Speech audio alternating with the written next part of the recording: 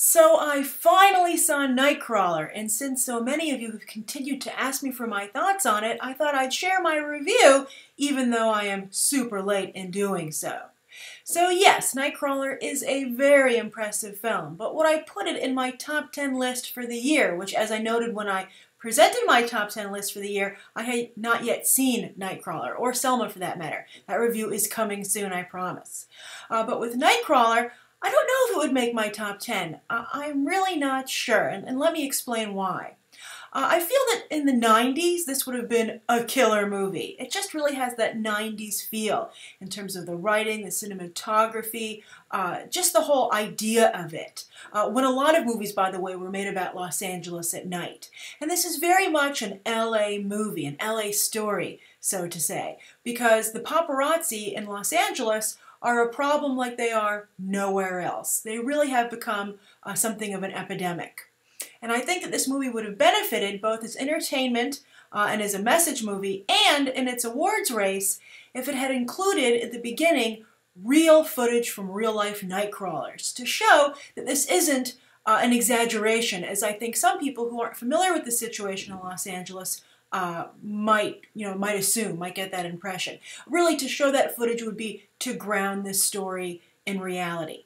Now, beyond being a commentary on the current news cycle, which, by the way, really makes you think twice when you even go to websites like CNN, the New York Post, they're full of clickbait, which I think is the internet version of the footage Lou Bloom, Jake Gyllenhaal's character, goes out to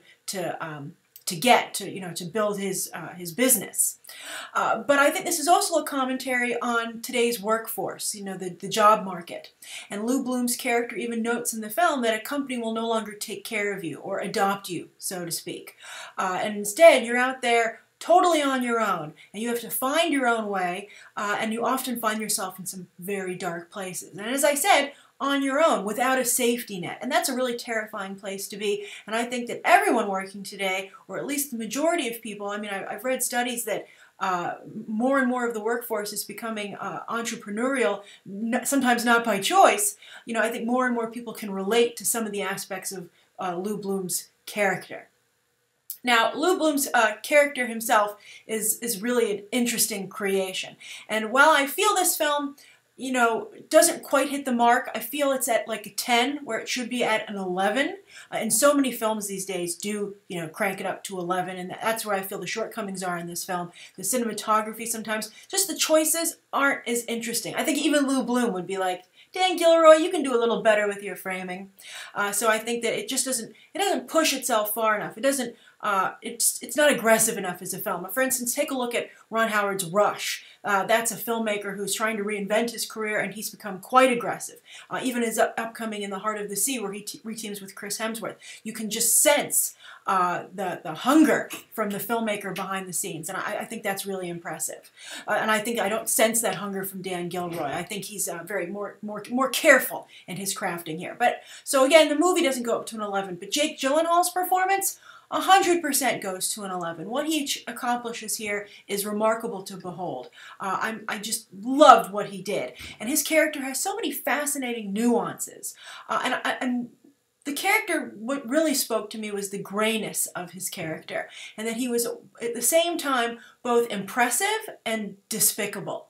Disgusting, actually, I would say. On the impressive side, you have to hand it to Lou Bloom. He sets goals, and he accomplishes those goals. And then he sets new goals. He builds, and that's very hard to do. So I thought that was very an impressive character trait. But then, of course, as I said, he's also a disgusting individual. And, all the time when people get angry, they're like, you're going to hell, or see you in hell. But for the first time, I think, ever, I witnessed people who I felt, just matter-of-factly were damned. I was like, I'm pretty sure you're going to hell. Like, seriously.